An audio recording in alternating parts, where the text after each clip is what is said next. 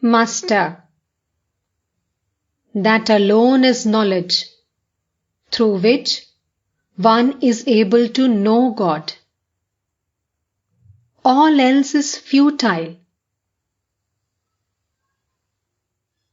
Well, what is your idea about God? Shrish.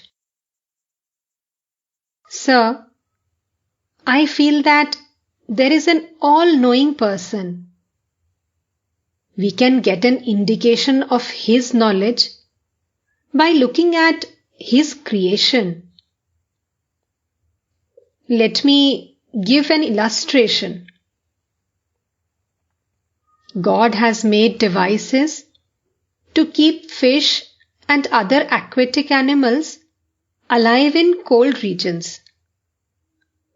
As water grows colder, it gradually shrinks.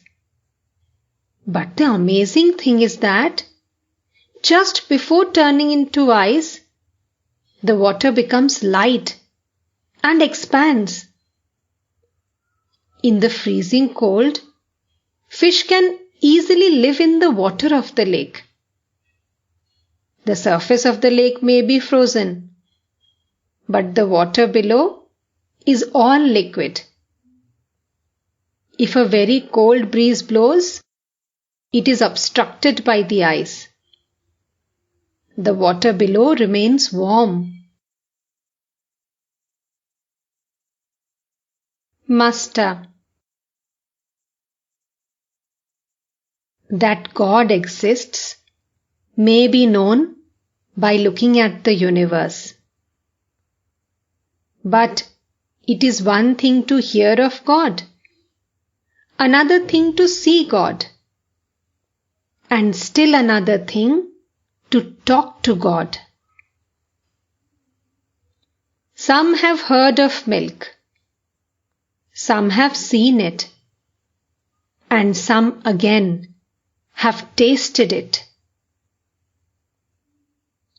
You feel happy when you see milk. You are nourished and strengthened when you drink it. You will get peace of mind only when you have seen God. You will enjoy bliss and gain strength only when you have talked to Him. Shrish. We do not have time to pray to God. Master, with a smile. That is true. Nothing comes to pass except at the right time. Going to bed, a child said to his mother, "Mother, please wake me up when I feel the call of nature." "My son," said the mother, "that urge itself will wake you up. I don't have to wake you." It is all decided beforehand by God what each one shall receive. A mother-in-law used to measure rice with a dish for her daughters-in-law. But it was not enough for them.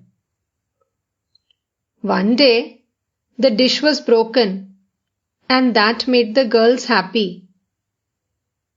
But the mother-in-law said to them, "Children, you may shout and dance, but I can measure the rice with the palm of my hand." To Shrish. Surrender everything at the feet of God. What else can you do? Give Him the power of attorney. Let Him do whatever He thinks best. If you rely on a great man, he will never injure you. It is no doubt necessary to practice spiritual discipline.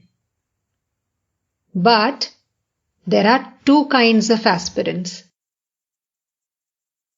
The nature of one kind is like that of the young monkey, and the nature of the other kind is like that of the kitten. The young monkey, with great exertion, somehow clings to its mother. Likewise, there are some aspirants who think that in order to realize God, they must repeat His name a certain number of times, meditate on Him for a certain period, and practice a certain amount of austerity. An aspirant of this kind makes his own effort to catch hold of God. But the kitten, of itself, cannot even cling to its mother. It lies on the ground and cries, mew, mew. It leaves everything to its mother. The mother cat sometimes puts it on a bed, sometimes on the roof behind a pile of wood. She carries the kitten in her mouth hither and thither. The kitten does not know how to cling to the mother. Likewise, there are some aspirants who cannot practice spiritual discipline by calculating about japa or the period of meditation. All that they do is cry to God with yearning hearts. God hears their cry and cannot keep Himself away. He reveals Himself to them